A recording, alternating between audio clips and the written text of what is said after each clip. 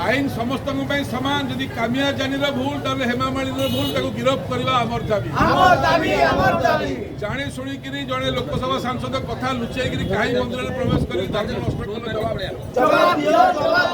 Hema Malini down Hema Malini को लोकसभा बहिष्कार कर गिरफ्त करबा हमर दाबी किंतु सांगे आनी पुरी सांसद समित पात्र समान दायी दोषी करबा हमर दाबी जो जो अधिकारी हेमा मालिनी को नहीं मंदिर भीतर को समस्त विरुद्ध कार्यानुष्ठान आमर दाबी सी धर्मेंद्र को विवाह करिए बोली प्रख्यात अभिनेता धर्मेंद्र ताकि से विवाह करिए बोली 21 अगस्त 1979 मसीह मुस्लिम धर्म ग्रहण करिकिना बॉम्बे रे निकाह करथिले बा बाहागर करथिले मौलाना काजी अब्दुल्ला फैजाबादी तांको 21 अगस्त 1979 रे विवाह करैथिले मुंबई रे मुस्लिम धर्म रो उभय विवाह समय धर्मेंद्र ना रहिथिला दिलावर खां एवं दिलावर खां केवल कृष्ण एवं या ना अंकनाथ रे हेमा मालिनीकर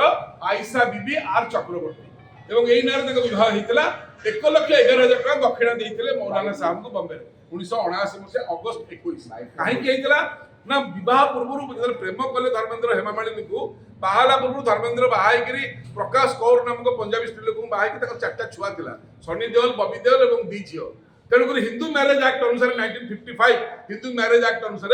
गोटे स्त्री थिले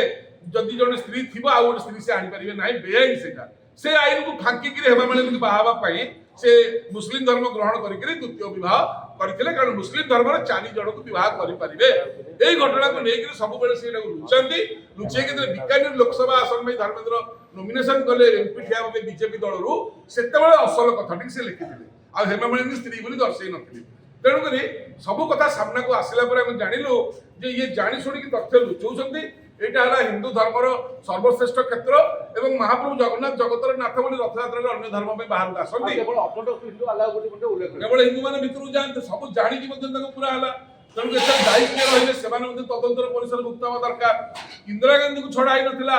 एबे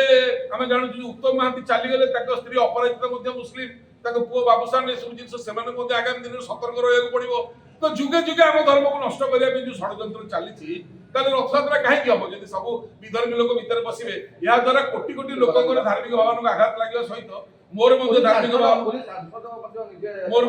भावन को आघात लगे पुरी सांसद सहित आसिले समित पात्र नहीं आसिले श्रीमंदिर को दोलबंदी पाखे छाड़ी पड़े समित पात्र भारी चालाक सी जानी मुसलमान लेडी एक मंदिर भीतर मुंडे मुड़ी किलेटा हम सम्मान सहित दलीय आनिले आज्ञा पश्चिम द्वार दोलबंदी पाखे छाड़ी पड़े सी भी तदंतर परिसर मुक्त हे सी बुझे पारि हेमा मालिनी को जे केवल हिंदू सारा तमे पुरी संसद होकर बाहर दर्शन कर जीवा कथा तमे ताको आनिलो चालाक करके षडयंत्र भाबिलो बिले क्षीर पीबो आखि बुझी बुझी जानि परिबेनी एटा भूल कथा जो कथा पांड्यान करथिला कामिया जाने की पुरई करी से सरकार रे ए सरकार मध्ये सेया कला हेमा मालिनी की पुरई करी तेणु करी सब बेले ए सरकारी लोक भाबुछथि आमे ताकर एमती कथा कहला पण ताको भारी काटुची अरे कलरा सिना पिता देह को हिता सतटा ग्रहण कर नले गोटी थर आइछ एई थर शेष एई थर कटिबो निस आउ जीवन में केबे देखिबोनी जदि ठीक रास्ता रे आसीबो ताले हम कथा गुडा को आपण भल लागिया पड़िबो आ कष्ट होउची कोन कहू हमको भाई एमती गाली देले कहले 14 पुरुष उखाइले अरे कलरा एमती पिता लागे कि देह को हिता एने पांचला रसगोला मिठा लागुची सरकार को आसी गलो सेते बेला हम कथा गुडा मिठा लागुतला एने पिता लागुची पिताटा को जे ग्रहण करबो से मिठा पाइबो न सब दिन पे मिठा आइबो सिठा जय जगन्नाथ।